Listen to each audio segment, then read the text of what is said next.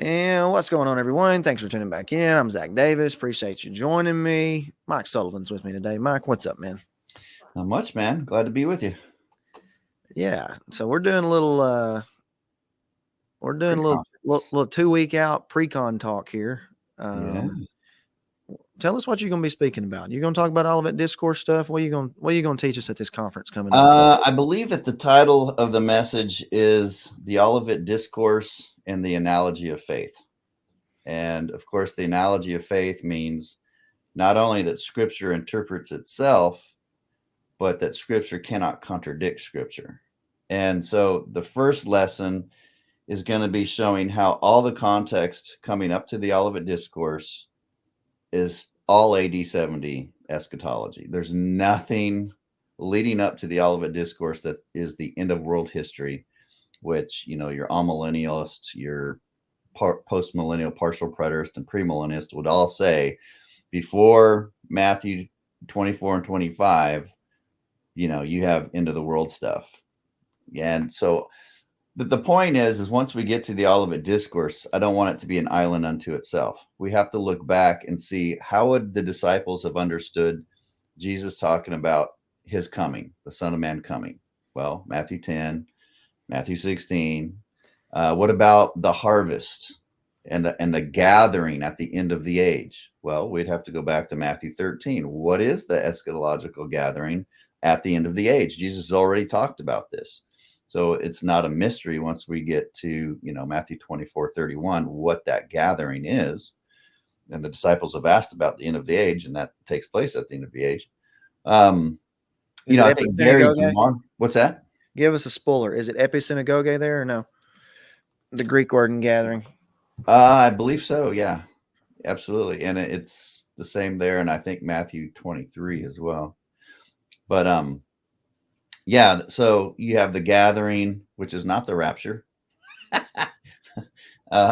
It's not flying off the planet. And y'all also will be looking at, a topic you're familiar with, and that's John the Baptist eschatology and the way he came to prepare, which was Isaiah 40, which is when the Messiah Christ would come and reward and bring recompense. Well, that's Matthew 16, 27, 28. And then Malachi 3 and 4, which is when he comes to either burn the temple or refine the priesthood, however one interprets that. But it's still referring to a judgment in AD 70 when the Messiah would come as the Son of Righteousness with healing in his wings. And I'm going to connect that to Matthew 24, verse 27 and the parousia. And I'm going to use the Aramaic English translation, which is spot on, which talks about when Christ comes, he's going to come as sunshine, shining from the east to the west. And then, of course, that ties in well with Daniel 12, because when you're gathered into the kingdom, you shine like the stars of the heaven. That's good. So, That's good. Well, don't give it all away.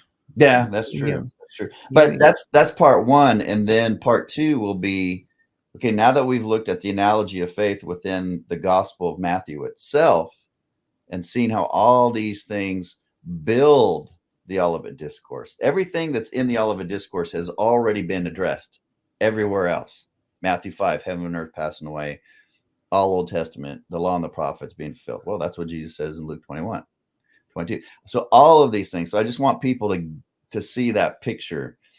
And then part two is going to be, all right, as we go now through the Olivet Discourse, I'm going to show you how it's the foundation for all of Paul's eschatology, all of the book of Revelation, John's eschatology. Do you think you're going to get through the whole Olivet Discourse? I mean, I need you to teach. I need you to teach the whole Olivet Discourse at this conference. I can do it. Hey, I've taught Revelation 1 through 11 in one message, and I've taught Revelation 12 through 22 in a message. I saw something like this. You kind of have to do it a little bit thematic. So I'm going to cut up my exegesis of the Olivet Discourse and kind of topics: tribulation, the end of the age, the coming of the Son of Man, apocalyptic language. Are there division theories? Where do people see the divisions? And just kind of annihilate that and show them that Matthew 24 and 25 is just recapitulation. There's not two comings of Christ, one in AD 70 and one at the end of world history. Ken Gentry says there was. You're wrong. Oh, Kant even says, and I didn't know this, Matthew 16, 27, 28. For the Son of Man is about to come in the glory of his Father with his angels. He reward each man according to his works. Verily I say unto you, there are some standing here who shall not taste death till they see the Son of Man come in his kingdom. Well, he takes verse 27 as the end of world history. That's Christ coming at the end of world history to reward every man. Now, you go to Revelation 22, 10 through 12, where Christ comes soon to reward every man. He says that's AD 70. So hang on. He took 27 as end of world history and 28 AD 70? Yeah. And I had a preacher here do it the other way.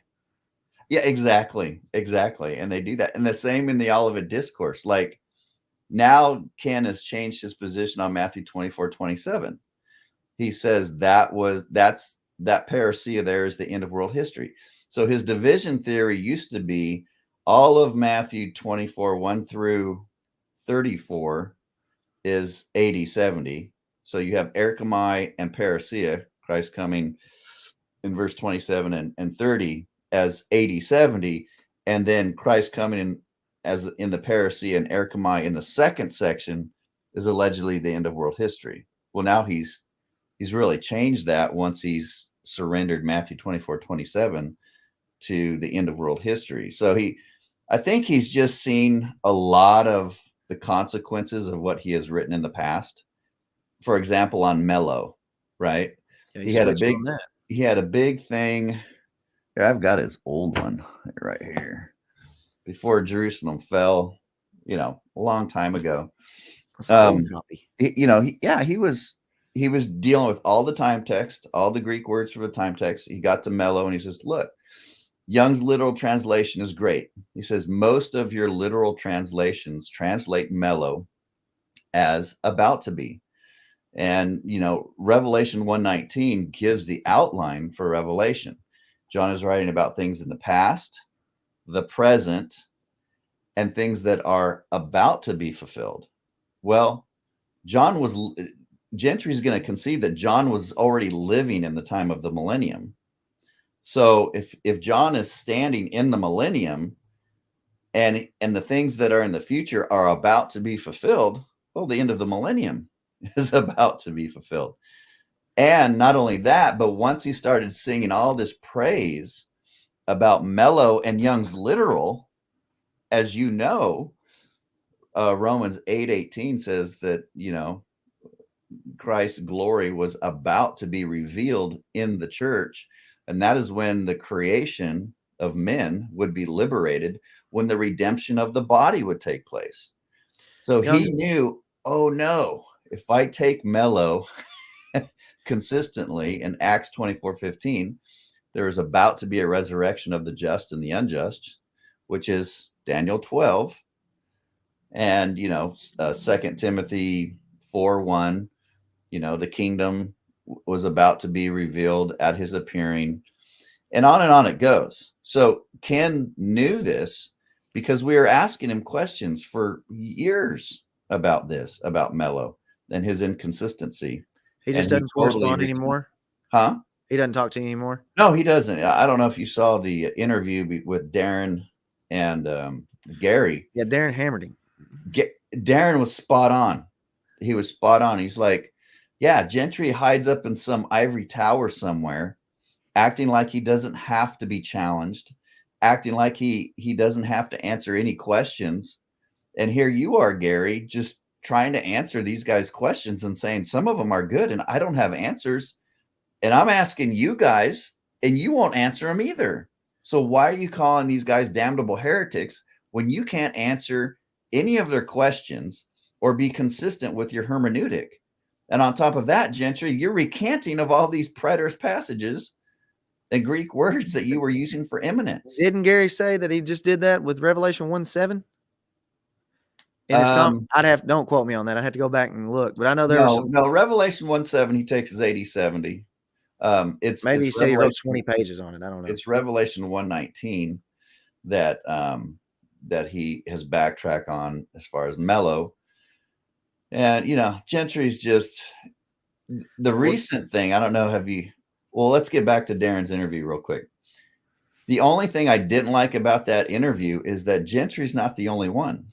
Darren's pastor, Doug Wilson, is no less of a guy who thinks he's in some kind of ivory tower and doesn't have to answer any questions. He co-authored that book with Gentry and Matheson and some all-millennialists trying to refute full preterism. And all it did was create more questions. We responded. And these guys act like our book, House Divided, Bridging the Gap in Reformed Eschatology, has never been written. They won't footnote it anywhere. In any critical article they write anywhere about preterism, they won't cite the book. I mean, and it's doing really well. And even Gary DeMar at one of the conferences says, this book is really good, and he even quoted Gary North, who I've quoted before. Gary North said, if you're in a written debate and the other side never responds, you won the debate. The side that stops responding lost the debate. And that's kind of how I look at it as well. So, Doug has backed out of, I wanted to have a debate with him on the second coming issue on preterism and one on baptism. He tentatively agreed to that. But he was taking care of his dad or his mom, his wife's dad. And then he said, well, I just don't have the time. But of course, Doug had all kinds of time to do podcasts attacking full preterism, and a lot of time to do everything else that he does. But it's taken, 15 years for him to respond to us. And he hasn't in any kind of debate. And then we were going to have a documentary. Me and Don were going to go up against Doug and whoever partial preterist he could get. Ken Gentry, Keith Matheson, Jeff Durbin. And the way it was going to be set up is we would all be interviewed. We would answer questions that they would give us, and then they would answer questions that we would give them. It wasn't like a formal debate, but it was just kind of this documentary thing where we're dealing with certain texts that are really key texts, like Daniel 12, Revelation 11, all this stuff. And Doug he backed out of that at the last minute. And I don't know. It's I'll just say, Darren, it's not just Gentry. It's Doug, and it's a lot of these guys. Jeff Durbin, James White. They're all, I mean, they claim to be apologists too, which is did you see where I think it's Apologia Durbin stuff is doing maybe a 6-part series with Gentry on his new commentary or something like that? Oh, really? Well, yeah, I would love to see what they say on in Revelation 11 there, because I've read some of Gentry stuff. I actually responded to it in a message that David Curtis let me teach a couple of weeks ago at his church when I taught through Revelation 12 through 22. I backtracked and kind of reviewed Revelation 11 because it is so important. And the way Gentry tries to deal with it is just embarrassing. And I don't know, did you see that all-millennial debate with Doug Wilson? I got it saved, but I hadn't watched it yet. The all-millennialist says, Doug, at the 7th trumpet, the dead are judged. That's what I said in Virginia in April. And Doug said he didn't take the 7th trumpet being blown in AD 70, but yet in his commentary he does. I mean, so I was like stunned. I was like, "Are you serious?" Did the guy say that? Did he say in your commentary you said it here? No, he didn't. He just kept going, and they agreed. Oh yeah, the judgment of the living dead, that's future at the 7th trumpet. I'm like, Doug, you believe that the great city Jerusalem fell at the sounding of the 7th trumpet in AD 70. And yeah, verse 18 says that was the time when the dead were to be judged. And so in Revelation 11, you have 2 references going back to Daniel 12. You have the 3.5 years when, everything outside of the most holy place structure is measured, which means it's protected, which means the most holy place is symbolic of the new covenant believers and worshipers. Everything outside of that, the holy place, outside the temple, the city, that area would be representative of the old covenant system, and it would be trodden down by the Gentiles or by the Romans nations for 3.5 years. That goes right back to Daniel 12:7, when the power of the holy people would be completely shattered for 3.5 years during the war. All right. And the Septuagint uses kairos, which is the appointed time. He doesn't say there are two appointed times. He doesn't say that there are two ends in Daniel 12. There's one judgment, one resurrection, and it's the appointed end. And Revelation 11 says it's connected to when Jerusalem is judged, the great city. And so, Doug nor Gentry can deal with that. Doug just simply he totally contradicted himself. So he's going to have to come back and clarify, like, I was confused and I didn't mean this, or I heard something wrong, because what he said was a blatant contradiction. So you ask him and I bet he'll answer. So, well, I did ask. The only thing he's answered is I said, okay, so I found out that Gentry takes Matthew 16:27 as the second coming in the future, but verse 28 as 80-70. I said, what do you believe on this? And he said, what did he say? He said, I'm not settled on it, but Doug needs to be in politics. He'd probably be a better politician. Well, he's pretty close. Than a theologian. He goes, I'm not settled on it, but I'm inclined to think that it was 80-70. So you can't pin him down because he's studying it. He's not settled on it. But so that's the only thing he's really responded. Now, David Green and myself challenged Doug again to a written debate. David Green and myself would have a book that was published that would be a written debate between Doug and whoever he wants to get. Ken Gentry, Jeff Durbin, doesn't matter.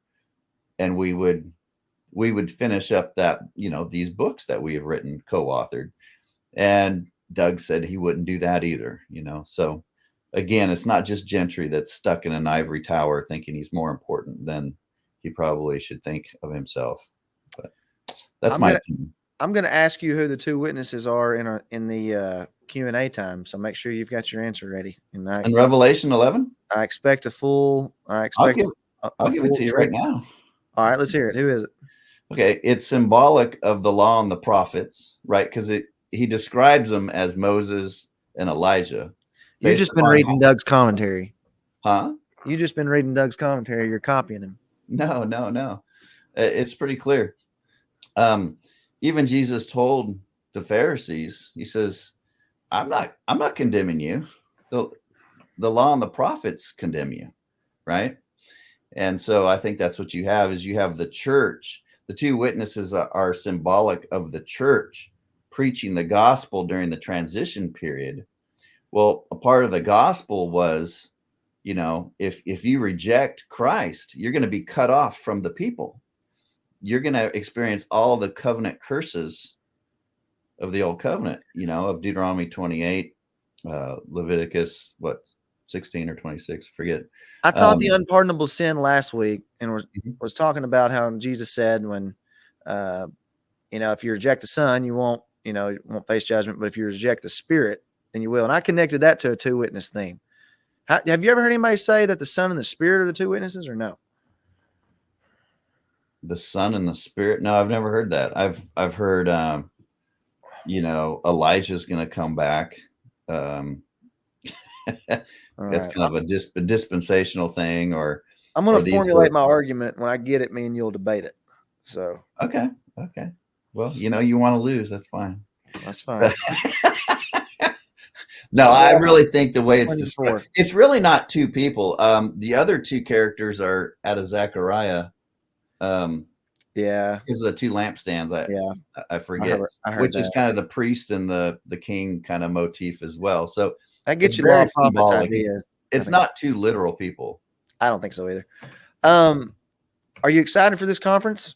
Oh man, dude, you got any hype around this or no? I am super excited. I can't wait to look out in the audience to look at Ed Stevens when I go over the eschatological gathering of Matthew 24:31. You knew I was going to say it.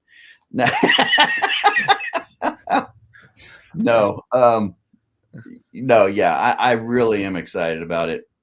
I mean, there's so many people coming, and it's great because you hear all these people, you interact with them on Facebook, but you never really get to meet them. Yeah. And then at the Berean conference, you get to meet them, but not all of them. And so, and I've been looking forward to meeting some of the people in your church too. So, well, you said the other day, you and Don were doing something. You said, Zach's got a pretty big church over there. And you said you figured that probably about half of them coming to the conference would be from it. And that's not true at all. That's the crazy thing. Really? There may be 20 people in my church that are actually even coming to the conference. So like the rest of this is a pretty, now you'll see them on Sunday, but like there's probably normally about 40 people in my Sunday school class. And I only think there's a handful out of there that are coming. I don't know, conflict, interest and other stuff, but they hear me every week too, me and Travis all the time. So that's, you know what I mean? But you're different. Boring. I mean, they could come and listen. I know. I sang a country song this morning in Sunday school, so you just wait till you hear it. Boy. I'm excited that you're coming, and it'll be a good time. I know I hope it'll be helpful for a lot of people. And really, I think, there's a lot of names on the list that I don't know, and a lot of you guys who are coming that I've never met, and people messaging all the time saying how excited they are. But I think I really think you've got a different crowd probably than you've seen at some of these. Now I know there'll be a lot of people that we know, but there's going to be some people that I don't think we've ever ran into before who are interested in this stuff. And I'm excited about that. So I know you guys are too. Yeah. And I'm, because it's there in your area and you've had issues with Jeremiah and Sam Frost, I'll probably address the whole ascension theory that the coming of the Son of Man in Matthew 10, Matthew 16 is the ascension, because that doesn't fly in Daniel 7, where it's quoted from, and it doesn't fly in the context of Matthew 10 or Matthew 16. And what is interesting, Zach, is that once you get into Matthew 24, where again, verse 30, where Daniel 7:13 is appealed to again, what are you going to do? We're going to fulfill Matthew 24 at the ascension. That's what you're going to do. Well, traditionally, that's the second coming, and just about every Reformed confessional statement you'll see, and anyone Reformed that's teaching on that is, and so then you have the coming of the Son of Man in Matthew 25:31, which is the same coming of Matthew 24:30. So how is that the ascension? And if Sam and Don says that he thinks that Sam does take that as the second coming. Okay, so wait a second. Jesus is appealing to Daniel 7:13 in Matthew 10 and in Matthew 16, but that's the ascension coming. But if Jesus appeals to it in Matthew 24:30 and Matthew 25:31, that's the second coming. How can that Old Testament passage be referring to two totally different events? You got to split Daniel 7. Can you not see that? Yeah, but it just doesn't split. It doesn't split anywhere. In fact, it's a beautiful outline. The very beginning, verses 1 through 8, talks about, it's just a reiteration of Daniel 2, right? Yeah. Daniel 2, Nebuchadnezzar has the dream of the 4 kingdoms, and then it's explained. All right, Babylon, Medo-Persia, Greece, Rome.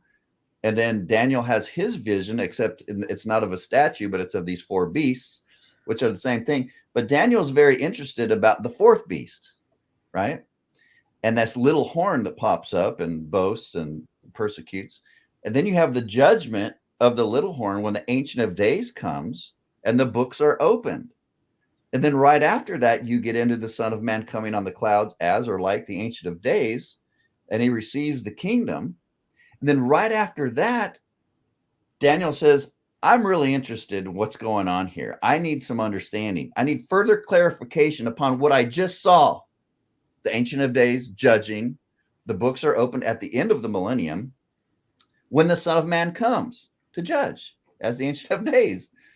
And so the only thing that's different in that explanation of what he has seen in verses 1 through 14 is that he gives more clarification that there's going to be a time of persecution before the saints will inherit the kingdom, which is when the Son of Man receives his kingdom and reigns with the Father.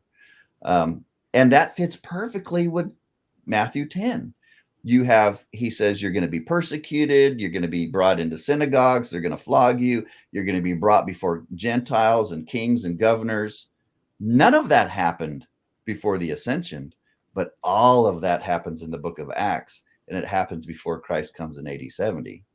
And so I definitely want to kind of, I'm not going to spend a lot of time on it because obviously I got a lot to cover, but I did want to address that alleged ascension theory because there's nothing scholarly about it. There's nothing contextual about it in Daniel 7 or in these other passages where it's referenced. Revelation 1:7, he's referencing Daniel 1:7 too. And how can you say that is the ascension? He comes to judge those who had pierced him. His ascension and taking the throne was their judgment. Oh, really? When did he come with angels to judge people at the ascension? Yeah. Were they rewarded then? Yeah. Yeah. And were the books opened? Because I'm pretty sure that the books opened are at the end of the millennium, because in Revelation 20 verses 12 and 13, he's going back to Daniel 7:10, and he's going back to Daniel 12 verses 1 and 2 when the books are opened at the time of the resurrection. And so, yeah, that goes nowhere fast. That dog don't hunt, as they say. How many times are you speaking at this conference? You got like 8 topics lined up here. Huh? How many times are you well, speaking? I told you I got to do the context before Matthew 24 and 25, right? So I get liberty to hit Matthew 10 and Matthew 16. Just on the way up. On the way up, we'll just knock them all on out. the way up. On the way going up, I'm going to hit as many people as I can. I love you, Ed folks. Stevens, but I'm going to knock you around a little bit. I'm going to knock Jeremiah around. I'm going to knock Sam Frostel around a little bit. Doug Wilson, Ken Gentry, anyone else I can think of. All right, well, folks, you heard it here. Mike's going to explain the entire eschaton and every eschatological passage in the Old and New Testament in Arkansas. So hopefully we'll see you then. Mike, thanks for hanging out with me for a little bit today. You betcha, man. Take care. All right, we'll see you soon. All right.